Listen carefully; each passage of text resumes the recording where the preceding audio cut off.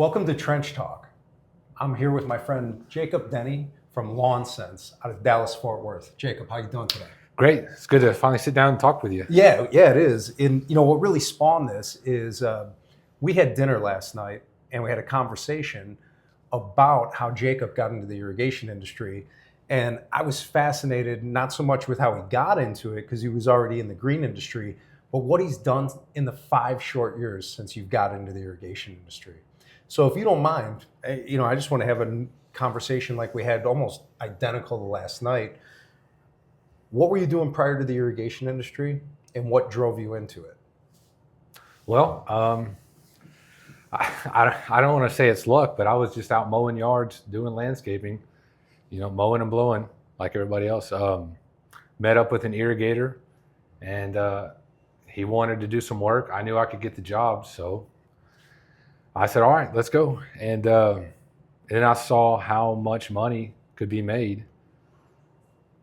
He was making more money than I was off of 2-3 jobs versus me 12 hours a day in a truck and trailer. Doing the mow and blow scene. Yeah, and I was busting my butt 12 hours and he was making more off 2 jobs. And I said, man, I'm done with this. So did you right away then go and get your credential so you could be a licensed irrigator in the state? Or was it how did that transition all take place? Because for those listening in Texas, you actually have to take a 40-hour course, right? And then about a month later, you take the test. And then there's continued ed every year. So in the state of Texas, it's truly looked at like a trade.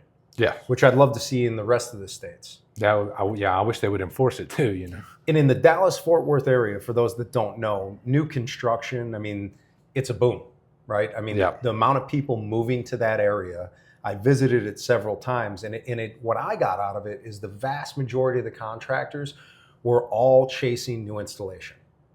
And when I go to talk at the Dallas Irrigation Association and the Lone Star, there is very little talk about going back to what is a very dense market of existing irrigation and bringing technology and high efficiency products. Basically, everybody wants to install and nobody wants to service the work. And I'm looking at it going, y'all are stepping over pennies or dollars to pick up pennies. 100%. So talk to us about what those 5 years looked like and where you're at now in your business strategy, everything from CRM software to your business model. Because I think this is really a rising tide raises all ships type situation. 5 years ago, you see that irrigation makes a higher profit margin than mow and blow, and you're not working 12 hours a day. So you say, I'm in. Yeah, I'm in. It took me probably a year to get my license. I kept that licensed irrigator that I hired on and just had him training my new guys. So really, my story is interesting because I never really got into the field. I just immediately got out of the field and started working on the business. Instead of in the business, on the business. Yeah. For those that are listening, because I know my family suffers from that too. All 3 folks that have irrigation companies, they're heavily they can't work on the business because they're too deeply entrenched in the day-to-day of the business. Yeah, and that was me until I got into irrigation and immediately got out of it. And I had one irrigator, hired some other guys to train. Irrigator? Yep. He was training our next guys, getting them licensed, and I was answering calls. I was in the office. That irrigator, he was training our next technicians, getting them experience. We were getting them licensed, and I was in the office taking the calls, figuring out the next steps, learning the business, because I didn't really know it at all. And then I started taking the class, getting my license, just because I figured that being the owner, I need my license too. Of course, you don't want to be over a barrel by an employee. Yeah, definitely not. But how did you come to the realization or the revelation that you were simply not going to do any installation work and you were going to solely focus on servicing existing irrigation systems? A couple things. A lot of the influences I had, Tommy Mello's podcast was big on service. They were always talking about service. I love the plumbing model, the HVAC model, the electrician's model. I love that model. Going out to homeowners, offering options, all of that. And I almost did fall into the trap of the install. Very early on, we had a builder approach us and offer an entire neighborhood We said, hey, it's yours, man. This is yours. And we pretty much took it. I mean, I pulled the permits on the first 3 houses. Okay. That's how much we had it. And then I realized after that first house, we're going to tie up our whole business for over a year, and I'm going to make maybe $100,000 and on like over $1 million in a contract. And I just thought, why am I doing this? Yeah, 10%. Yeah. And I really less than that. I think it was actually going to work out to be like 6%. And I was like, why am I doing this? Like, and to tie up my whole business, so I can't even take on additional work, like no service work, no nothing. You pulled the permits and then you're just like, I said, I'm out. Walked away. And that's the same thing I did with my lawn care. When I moved to irrigation, I said, I'm out, I'm done. This is a better opportunity. I'm leaving. Did you sell the lawn care business or just let it dissipate? I gave it to a friend. Actually. Okay. Gave all my client list to a friend. Gotcha. Same name, just gave the client list away. But yeah, with that, pulled the permits on those properties. I saw this is not good. I'm out. Y'all have it. Too many hands in the pot, you know. Yeah. Going back to service, taking that plumbing model, that HVAC model. That's what I want to do. So we use Service Titan. I'm going to show up. I'm going to offer options, doing a full inspection. I don't want to do just what is there necessarily. I want to see. What do you mean by that? I want to see how we can improve the system. And most of the systems I see, you can turn it on and I can watch water blow up into the air, watch water run down into the street. That's what I want to fix. So you noticed a lot of inefficiencies with existing systems. Yeah. I mean, people are running their systems for 12 minutes a zone, 15 minutes a zone. Their yard's still brown in August and green up here, brown down here, or vice versa. Water flowing off in the air, pressure's too high. So that's what I try to sell. You might call this out for a leak, but I'm not interested in selling the leak. I'm interested in selling an upgraded system. So I call you up. I move into a house or I have a house and my system's not working properly, or I notice something like a skyrocketing head that's completely broken off, right? And what is it? How do you charge the customer? So like you come to my house, what is it? What do you charge the customer for that evaluation process? Oh, we charge $80. Okay, so that's to tell you, hey, this is what we've noticed is weak on your system, and these are the site recommendations. Yeah.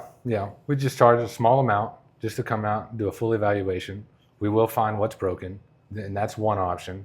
And then we'll do another option, step up on some upgrades to make your system a little better. Another option, let's make it even more better. And maybe a fourth option, full overhaul. So the most water efficient we can. And so what does a full overhaul look like on an old system, typically?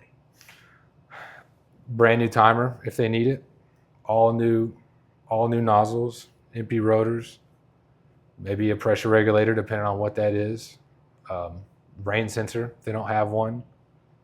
Everything. And you're going to smart control when you upgrade? So some sort of Wi-Fi technology. It's using weather-based data. Yeah. Okay. Yeah. And now, is it a one and done then, or are you selling some sort of service along with that? Because when I meet with contractors, they'd love to open up their phone and show me how many HydroWise controllers and people they're managing. And then I'm like, all right, how many have you monetized? And they're like, oh, I'm not there yet. I don't know what to charge. And I'm like, No, we definitely charge to monitor it. But I do like what you talked about, how giving it to them the first year for free and then taking it away after that first year and saying, oh, you got to renew now. So they don't see, so you set the hook by allowing them to see water savings reports on a weekly or monthly basis, so it becomes baseline normal. Right. And then when you yank it, they're like, what happened? Yeah. 3 years up. What is it? You know what I mean? I feel like that's the best tactical approach. I think so too. Talk to me about your memberships and how you sell or is that what you framed it as? We technically we frame it as a protection plan. Protection plan. So so you finish I choose the level of upgrade I'm going to go with, whether it's just pressure regulation, check valves, or high efficiency nozzles, along with a smart control. Do you give it to them like a good, better, best? Yes. Where do you try to steer the customer? Typically in the middle, really. Is that also the most profitable for you guys? Not necessarily. I mean, everything's profitable. All of my prices are profitable for me. I can't, might sound cliche, but I really don't like seeing sprinkler systems wasting water. Like, what are we doing? I tell our technicians to tell the customer, shut that system off, water with a water hose. You'd be better off watering with a water hose than you would be running this crappy system. You tell them the truth. Yeah, you really would. At least with a water hose, you can put the water right where you want it. And when that spot's had enough, you can shut it off. The water's going right in the ground. And it's not going in the air, it's not going in the street. You'll save money that way. Until you're ready to get this upgraded package, do it with a water hose. So this became you scaled relatively quickly. First, so again, you've only been doing irrigation 5 years. Yeah. And what's your company size today? We have 10 technicians in a van, 2 more in training right now. And you run one tech in a van? One tech in a van. So in 5 years, you're scaling to 12 service trucks in the field. Yeah, 2 more in training, and we still have people applying all the time. It's really been 100% growth year after year, because the first year it was us not knowing what we were doing. Second Cutting year, your teeth. Yeah. Then just going from 2 to 4 to, just keeping that up, really. How do you keep your employees? You have to charge enough. You have to charge enough, really, because we're going to offer great pay based on performance, great benefits, 100% paid health, dental, vision, life, retirement plans with up to 3% match. You're running this like a real business. Oh, yeah, this is a career. And I take guys that aren't, we've only hired one guy who's had experience. Is that right? Yeah. Out of 10? Out of 10. We take guys I got an insurance agent, auto mechanic, a plumber, which I guess that's kind of experience. But yeah, we just take guys and say, you're working over at the AutoZone. You want a different career that makes money? Let me show you what this is about. And let me put you in training for 6 months. Let's get you licensed. And, let's give you a career. How do you incentivize them? Because I remember last night you were telling me your former insurance agent is your most profitable guy in the field. Yeah, he's in terms a killer. Of selling. He's a killer. So unpack that for a bit for me, and then dovetail in with how you reward your employees for a performance base. Well, we have the base pay, and then they have to sell so much to get into commission. And then there's tiers of commission. So once they have to get a certain number of reviews to get to the next tier, and then memberships to get to the other tier. That's kind of how we reward them. So you're building social proof by incentivizing them to get Google reviews for your company. Oh, yeah. Yeah, and memberships too. It's all going to build on top of each other. Now, and you have different membership levels, or is it just one across the board? I do have 2 memberships, but I don't think that people are ready to hear about my second one. Okay, fair enough. Haven't rolled that out yet. No, it's rolled out, but I don't think the people are ready for it yet. All right, that's still tribal information. Stay tuned for the next episode. Yeah. So what does that include with in terms of the membership? They're going to get, and this is different because I looked at Conserva. A lot of people I think are too restrictive. So ours, it's unlimited visits as much as you want, limited service calls. You call us out, we come. I don't care. You can call us once a month, once a week. We'll show up. So their membership charge is like how much annually? $240. So $240 means that I can get somebody from your team to my house anytime I want. Anytime. Because when you show up that there's going to be a transaction wait. Yeah, hopefully, yeah. And is that, and obviously that's worked. Yeah. Yep. You get priority service, 10% off. free winterization, and free spring startup. So I try to pack a lot of value into my memberships. So you've got like a bullet point list of everything that includes. Yeah. And I think, most don't do winterizations in the Texas market, but y'all had a freeze 3 or 4 years ago, and I know almost every single backflow in the state got knocked out. Oh yeah, especially everything above ground. So you use that as leverage to, when we call a winterization in the markets I'm in, we're going to hook up an air compressor, we're going to remove the backflow, and we're going to put compressed air through the system.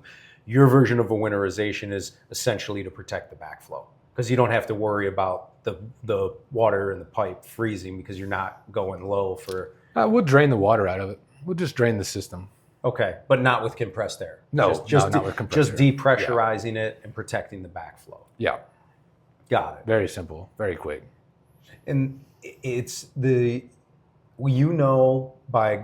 me ask you, for those customers that are members, what is the amount of touches that they call you out for on average in a year? Well, we're going to schedule the winterization and the startup. So 2 are guaranteed. 2 are guaranteed. And then it's different for everybody. You will get some people, nobody calls out once a week. You'll get some people that call us out an additional 2 times a year. Others don't use us at all except for those 2 that we schedule. And I really don't like that. I really want them to use this. I want the membership to be valuable. You want them to feel the value. Yeah, I do. Yeah. And I try to pack a lot of value. I see other companies they're charging, $35, $40 a month, and you only get 2 visits and 10% off. And it's like, it's a lot of money for very little value. Think about what Amazon's like $15 a month or $120 a year. Yeah. Think about all you get from Amazon Prime. A lot. Yeah. And every household has it. So I'm trying to bring my value up, the lower charge on the membership. So you analyzed the market and saw what folks were charging. You put your number to the customer slightly lower with a lot more value attached to it, knowing when you go out there, there's a likelihood that you're going to have some type of billable invoice. Yeah. Interesting. How critical and at what point did you bring in a CRM software? We've always had one. We started out with Jobber, but Jobber is very limited on what you can do. You can't track your KPIs, can't offer options. And without those 2 things, you're lost in the water. I always talk about the KPIs. How do you know if you're winning if you don't know what the score is? I need to know what my booking rate is, the average ticket, the conversion rates, revenue per hour. I need to know that stuff. So those are your most important KPIs. Yeah. Besides profit, like just as far as the day-to-day operations, I need to know that. And dig into flat rate pricing for me, because I travel all over, and I'm seeing a transition in our industry, and I'm uber excited because I've yet to see a contractor that's moved to flat rate and hasn't become more profitable. Someone who was operating before is like T&M. Yeah. So what would you say to those that are T&M out there today? Yeah, you can't grow that way. You touched on it earlier. It rewards your worst guys and then de-incentivize your best guys, because your best guys can show up, do something in 30 minutes, and they're out. Now they're charging very little, and the worst guys are charging 2-3 times as much for being slow, for not being efficient. Yeah. And how do you add value to time and material? Like, what are you adding value to? You're just saying, hey, you got this leak. We charge $120 an hour. I don't know what to add value to. Yeah, we're and it's open-ended to the client, right? Because I don't know. Okay, we got a leak. Is that going to take an hour? Is that going to take 3 hours? There's a pucker factor from the consumer, right? Like, I know if I call Firestone and I'm sending in my significant other I call first and say, hey, I got a RAV4 19-inch rims, and they say $1,500. And right then and there, I don't care if they have my significant other's vehicle for a day or a week. I know when I go to pick it up, the bill's $1,500. Right. From a consumer's optics, there's a comfort level to that. Yeah. And the T&M guys that I've talked to that transferred over to flat rates said the other fact is the customer, when you give them an estimate, right? Like, to rough numbers, say, hey, we're $120 an hour. This is probably going to come in at around $500. And then when the job's complete, They go to the consumer and say, yeah, the bill's $580. They're like, you said it was going to be $500, and it's around that number. Mm-hmm. So how do you develop like what your flat rates are for each service? You have to do it off of an hourly rate, and you have to really know what your hourly rate is. And we use an hourly rate calculator that I got that builds in. You figure out what your actual billable hours are. There's 52 weeks in a year, 8 hours a day. But you're not actually. Did you sit into the Ellen Rohr? I did not. Oh, okay. But please expand. She went into this too. You're not actually gonna work 8 hours a day. You can't bill for 8 hours a day. You really can only bill for like 50% of the time. So that's going to give you. You have to build your price off that. You have to still bill for the time that you're not working. Then you put in all of your expenses. So I know for us, when we have to charge $200 an hour just to break even. That's your break even number. Yeah. People listening. Yeah, and so go to a customer and say, we charge $300 an hour. They're going to tell you kick rocks, But you can do that on a flat rate. Because I can just come up and say, hey, you have that leak. It's $350. Customer says, okay. Go. But you're not stopping there. You're doing that evaluation for that $80, and you're saying, hey, we fixed the leak $350. We can improve the inefficiencies of your system, good, better, best, and here's the number, period. Yeah. You remove the T&M factor, like, hey, we can improve the efficiencies, we can do all these things, and we're $150 an hour. And again, we think it's going to come in at about $1,000. And now the consumer is puckering as you're working. Yeah. And even on time and material, that's what Ellen Rohr was saying, is if you tell a customer we're $120 an hour, the very next question is, well, how long is it? 2 hours. Well, you've essentially just gave a flat rate, but you still think your time and material. An unprofitable flat rate. yeah, an unprofitable one too. Yeah, the flat rate's the only way to go. And I think a lot of people get nervous because they're going to give a flat rate, and then the job is going to be harder than what they thought, and now they're going to lose money. But you combat that in two ways. Having a comprehensive price book. I don't have one pipe leak price. I have like 16 pipe leak prices, and maybe 12 valve prices for all the different scenarios. And then it comes with training. The technicians have to know which one to use in that situation. But with your CRM software, it's not them estimating with T&M, telling the customer, they're literally touching a tab. Yeah, they're just going in the price book saying, oh, I'm going to use this one for this situation. And sometimes they'll get it wrong, and that's where it's like, hey, next time, use this one. That's part of the learning process. That's part of the learning process. But it's worked because you're running a very profitable business. You're scaling it quickly in a market. Like I said, the first time I went to Dallas, Fort Worth, I couldn't find anybody that did service work. They all were installation. And that was, they were beating the band 3 years ago. And now where the interest rates are at and the new startups on track homes, things of that nature, slowing down, they're not in as good a position as they used to be. And I think what a lot of business owners don't realize is that if and when they go to sell their business, you're going to get pennies on the dollar for your new construction work. And all irrigators, outdoor service people listening, you're going to get a value. You'll get dollar for dollar. You might get better than dollar for dollar for the reoccurring revenue. That's all anybody cares about when they're going to buy your business. I'm seeing private equity come into the green industry fast and furious, and everybody I know that sold to it said their company was evaluated on the reoccurring revenue, period. They didn't even want to care. They didn't care what the new construction number was. No, they don't care. Because that's gone. Yeah. What am I guaranteed to get out of this thing every single year? And that's where your membership piece comes in. The memberships and your profit. And the profit's low on the install side. Yeah, 100%, because it's uber competitive, because everybody in that market is just thinking install. And it's a shortcut.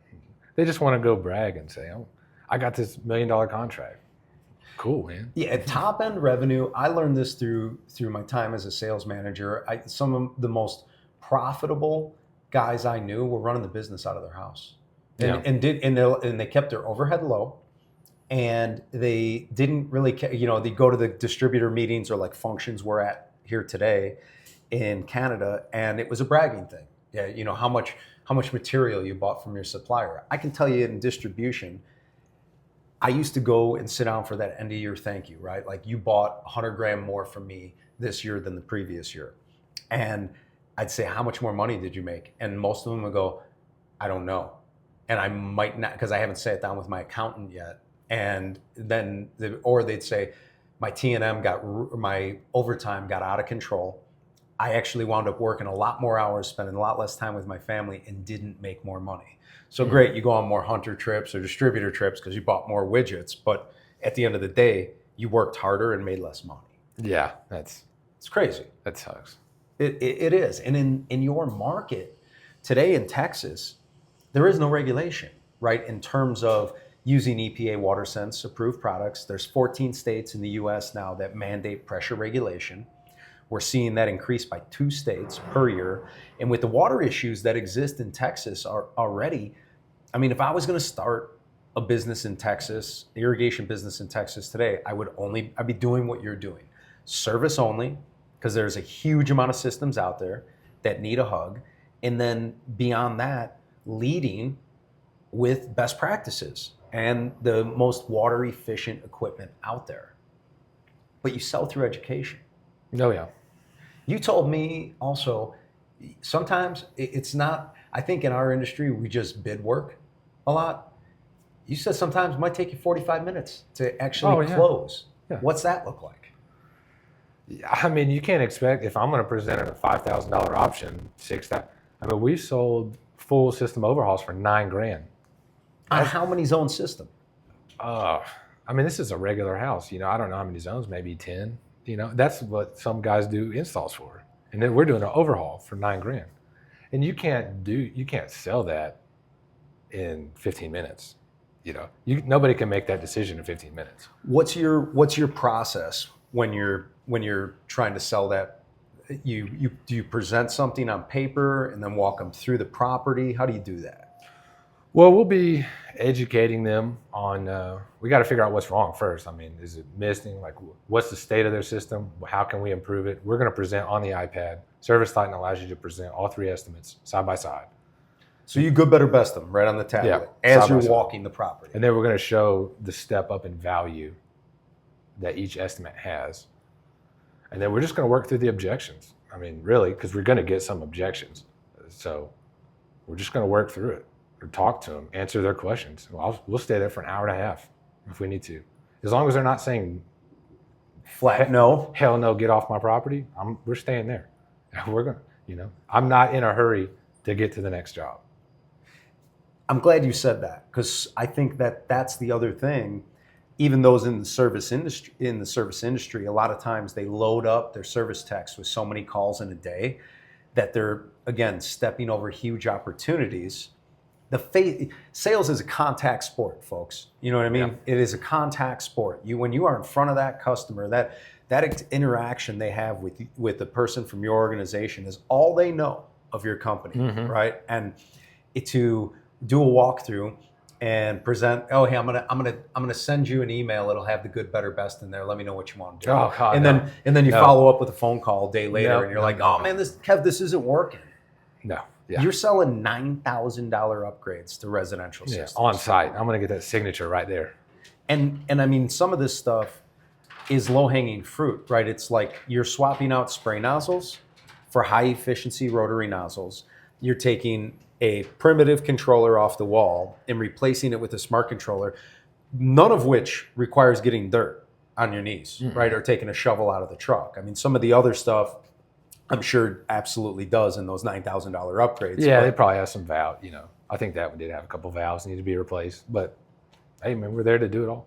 Do you build? I mean, everything's built into Service Titan, but do you try to upskill your service technicians with how to counter the objections? And do you have like a list of SOPs? And how did you develop it?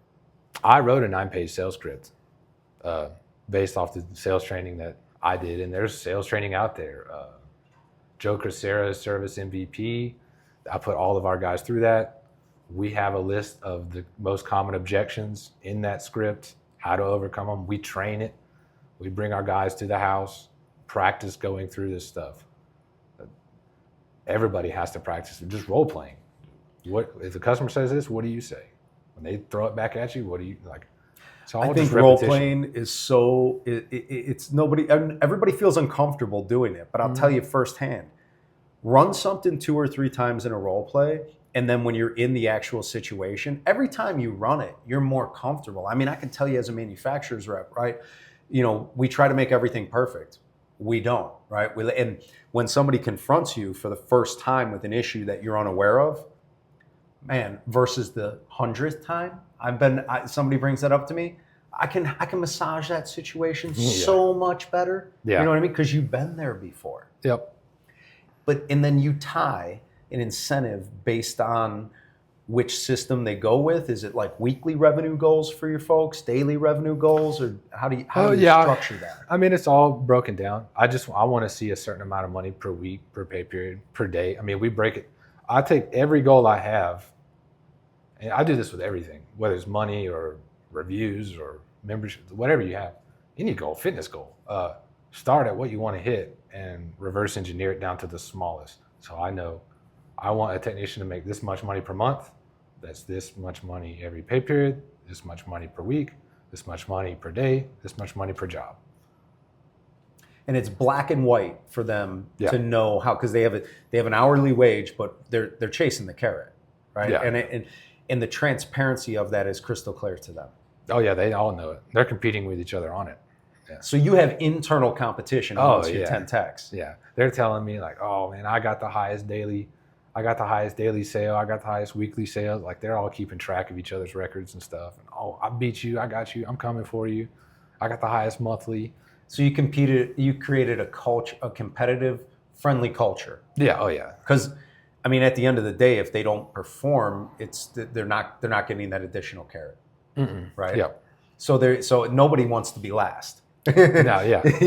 Yeah. Do you do team building or anything like that? Is there any other things you do? I mean, the package that you offer is amazing because it's career, like you said. I mean, from health insurance, vision, dental, everything else. I mean, it's not like it's not treated as most treat it today.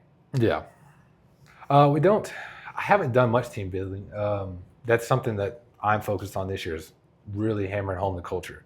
But I took everybody out to Ruth's Chris, the steakhouse. Nothing wrong with that. Yeah. We did that at the beginning of January. That was nice. But I want to get everybody friendly, because there is kind of, once you get to 10, 12 people, cliques start to form. Sure. And I want to bring those cliques together, and I want like wives to be friends with other wives. And I really want that culture to just really mix in. Doing more family-oriented events. I'm thinking about renting out the bowling alley. Hey, come on, bring your kids up here. We got this bowling alley rented out. You always want to get buy-in from the wife. I learned that very early on at Hunter. There were some sales managers that had told me, like, the final step in the interview process, they would have the interviewee bring their wife with, when they knew this is the guy. We want to make him an offer, and kind of, talk to him if they hadn't been on a job that requires travel. Hey, the reality of the situation, when the refrigerator goes out and Steve's in North Dakota, not Minneapolis, you understand he can't drop everything and come back home. And a lot of that feedback is just reading their body language, not what comes out of their mouth. Yeah, definitely. Yeah. I even think, I haven't done this too much, but if you're setting goals and maybe you have guys that like aren't pushing too hard, tell their wife, hey, if your husband will hit this goal, he'll get this. Get them wives like in their ear. Oh yeah. And that actually does work too. Because one of my guys, his wife is like, hey man, we got a vacation coming up. You need to be out there selling. We got a vacation coming up.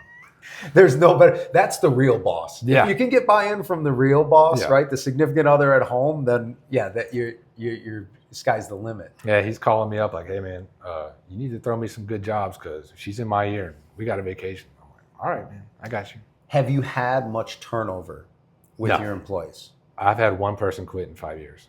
One person in 5 years. But I fired more than that, though. Is that right? Yeah.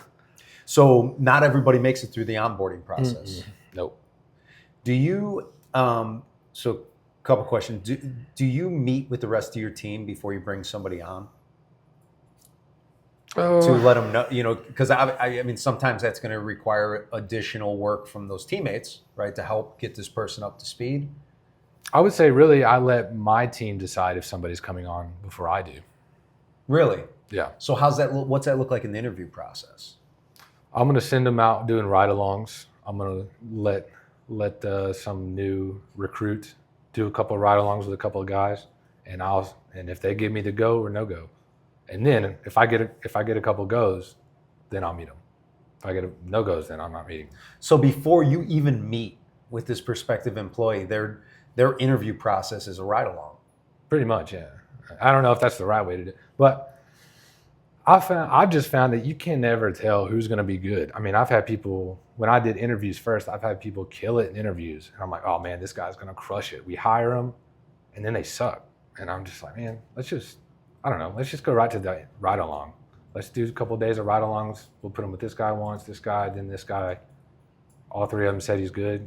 All right, let's just start him. Let's start him into training. Like I don't.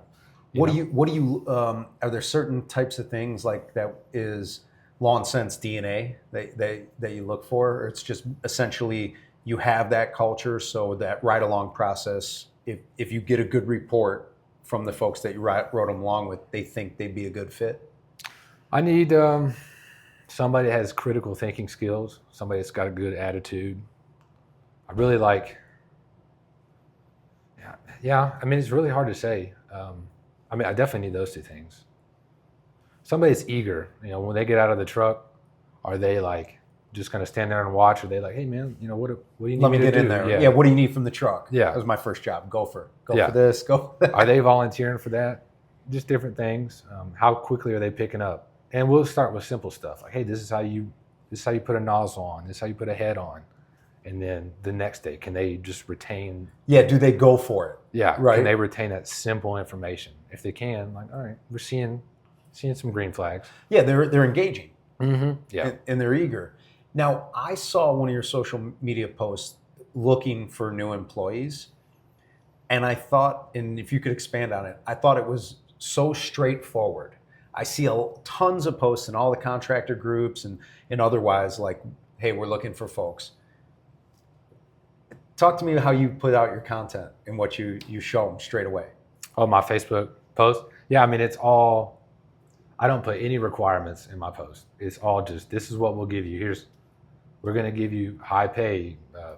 And you put the salary range right in the post. Right in the post. Here's your pay range. Here's your benefits. Company vehicle, gas card, iPad, get licensed, apprenticeships available. Our whole post is here's what we will give you. You're selling your company. Yeah, right? It's an ad. Because I think what people don't realize today is that it's not you interviewing the employee anymore. It's the employee interviewing you. Why should I come to work for you? Exactly. And that's what I loved in that post that I saw. It was like, holy smokes. You know, it kind of got me excited. Oh, that's good money. Oh, a car. Oh, a phone. Oh, a license. You know what I mean? It was like, oh, a tablet. You know, it was all this. It was total transparency of this is what we have to offer you. Yeah, everything we got to give you and no requirements from you. Yeah, it wasn't like you must be this, must pass. I didn't. And there are some requirements, but I'm not asking those yet. I just want you to say, hey, I like that. Reach out. Right. We want to capture the lead first. Mm-hmm. Now, outside of social media, what are you doing to bird dog new employees? We pay our employees, what is it now? It changes all the time. I think it's $1,000. Our employees, $1,000 to bring in somebody so they get $500 after they finish training, another $500 after 6 months. Okay, so it's tiered out. So you're not on the hook. You're not handing $1,000 out and then dude walks. Yeah, I know our employees are incentivized for the person they bring. They're incentivized for their retention. Wow. Yeah. I like that. Yeah, incentivized to finish training, incentivized to stay. So they're just by that alone, they're through that onboarding process, they're on their best behavior with that new employee because there's a monetary reward attached to it. Yeah. Yeah, I've had one guy bring 3 people in the last 3 months. So he essentially has a $3,000 bonus coming to him. Yeah. Right? Yeah, stretched out over this year at least. 6 months, but I mean, $3,000's $3,000. Yeah. That's just one guy. I mean, and that's available to all 10 of my people. How often do you reiterate that to your employees? Maybe not as often as I should, but I mean, we put it out there. Talk to me about one-on-one sit-downs with your employees. How frequently are you sitting down with them to have career path discussions and offering like new training opportunities? Because when I was in irrigation, I worked for my brother. In 1996, he was paying me $16 an hour, which was insane money for an 18-year-old kid, right? But he'd hire me and fire me on a daily basis, and work environment was not fun. I don't blame him. He was thrust into a leadership position at 21, and we lived under the same roof. But I walked from him and took a job for half the money, $8.15, working in supply chain, pushing a broom in a warehouse. And within the first 2 weeks I was there, my boss pulled me into his office and said, "Hey, I want to talk to you about your future." Nobody had ever done that to me before. And at the time, because I was in a warehouse union, he couldn't increase my hourly wage. But what he told, I had to wait a certain amount of months, and then because it was a warehouse union. But he said, "I'm going to give you unlimited OT because I know when you're here, stuff's getting done." And then furthermore, he said, "Any training you want to do in this industry, find it, and I'll pay for it, and I'll send you to it." You know what I mean? Like in that alone, 70%, an independent study, 70% of employees surveyed said that the opportunity to have training influenced their decision to stay with the company. Yeah, I've seen that. I probably don't do that good of a job of doing that one-on-one. They know that training's available though.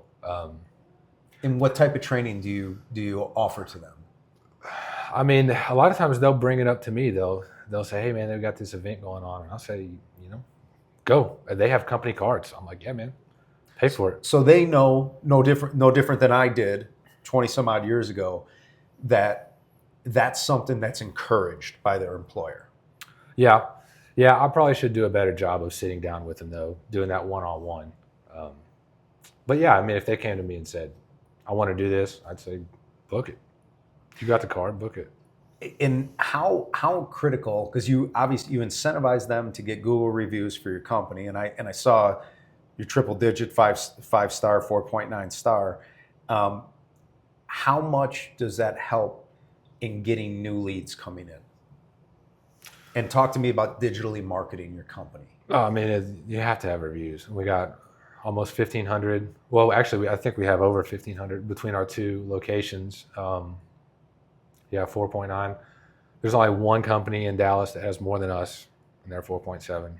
I mean, that's what helps us stand out. Your Google ranking. Yeah. Right. So if I am interneting of things, and I know this is where I think this is the biggest misstep by irrigators all over, is I ask them, I say, pretend you don't work for your company or own it, and pretend you have a lawn sprinkler, or you want a lawn sprinkler, and you just moved into that town, and you let your fingers do the walking. Is your company even going to show up? You know what I mean? And then you see like they're like, "Oh, I'm missing the boat on this." Because once somebody's triple digits or 4 digits in 4.0 or higher reviews, that's digital proof. I can tell you right now, anytime I'm looking for something, how easy is the digital path to that company? I Google, right? Everybody knows the first 2 are paid. It says sponsored. I go right past them to the organic ones that Google ranks. And if there's triple digits and it's 4.5 or above, I know the message I tell myself is they're not going to screw me over. You know, and that's how I make my decisions when I don't have a reference or a referral. Yeah. What are the types of things that you do outside of promoting your employees to get those Google reviews to help improve your digital footprint? You got to automate it. And I did a podcast on this with Chirp. And I'll put a link to that because I'm going to listen to it tomorrow on the plane ride. So when I post this on YouTube and I put it out on social, I'll put a link to that podcast. Okay. Sweet. So talk about that for a bit. Yeah, you just can't. That's what's so nice about Chirp. And we talked about this too. If one, the technicians are going to ask because they're incentivized financially, but to automate it takes out the emotional head trash you have. Because sometimes you're like, I think if I ask them, they might leave me a not so good one. Versus if you just automate it, you're going to ask everyone no matter what. So how do you automate it? You can do Chirp, or you can use Service Titan. So what does that look like if I'm a customer of yours? I put something like, what does it say?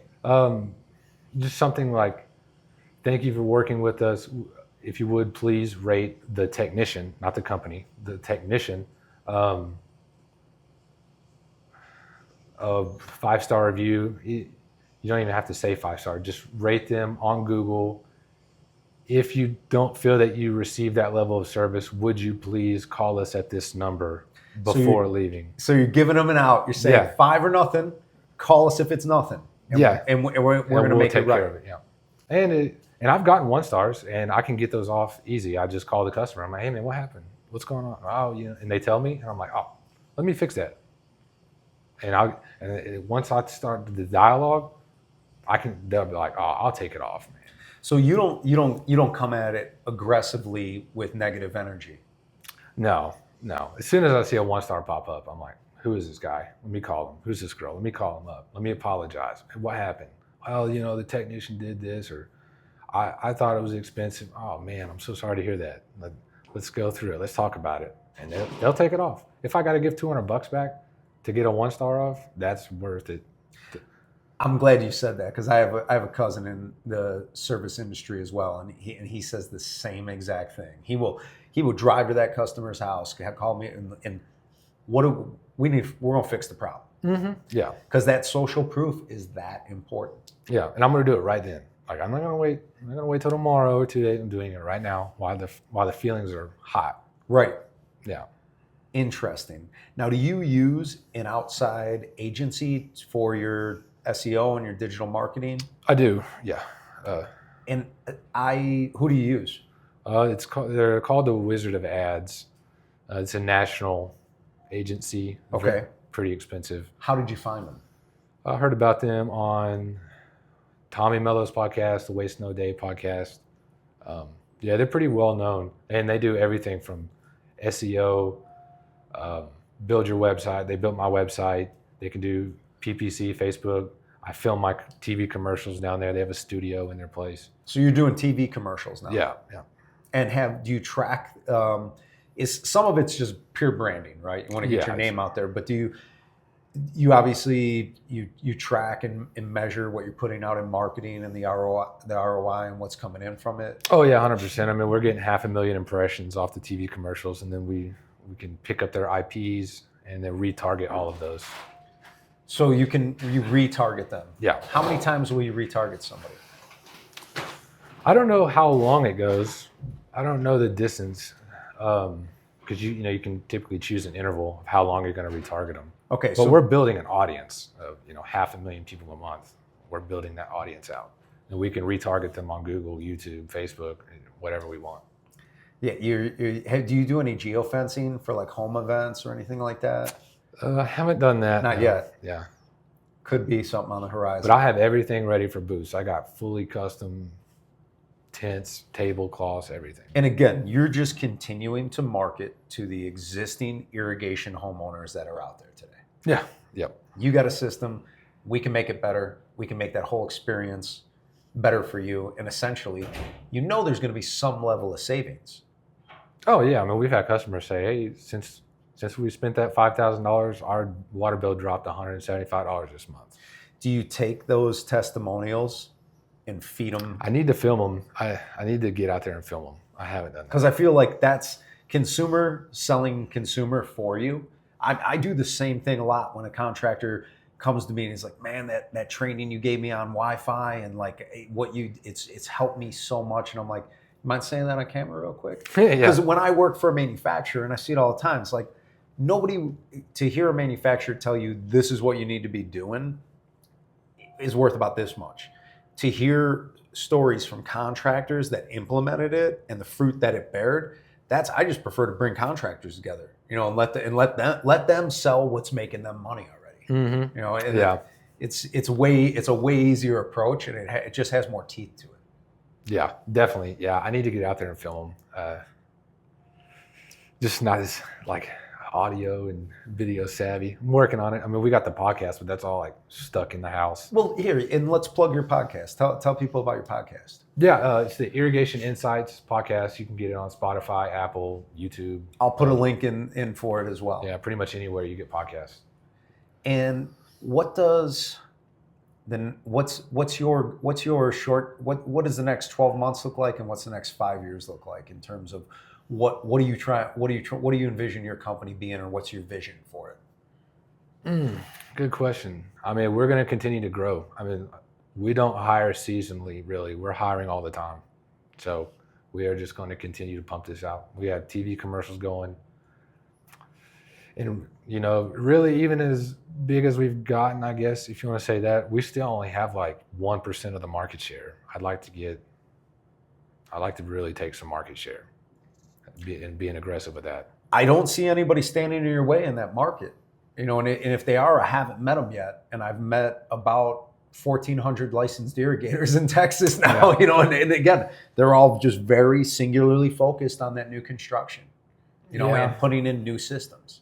Yeah, I don't like that. I mean, those aren't, because if you do new systems, you only have one customer, and that's the GC who gave you the job. And as soon as he leaves for another job, there's no connective tissue to the homeowner.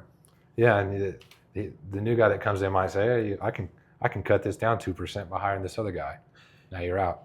Do you offer anything to the consumers to bring in new business, referral business? We are setting up an automated referral program. Okay, so there'll be some tangible reward for your existing clients for bringing new clients to the table. Yes. Excellent. Yeah, this has been a great interview. It's a ton of value and information. Like, the spirit of the show is a rising tide raises all ships. And all we're trying to do is make sure that the bar gets set, it just continues to go up for irrigation contractors, because I feel like we have a bad name with a lot of homeowners. That's why I started the podcast. I want to see people. I don't want us to be looked at as lawn guys. Oh, my head's broken. Let me call the lawn guy. He'll do it for $20. No. We're water managers and we're water stewards. Yeah. A trade. Yeah, we are a trade. We should be looked at like plumbers.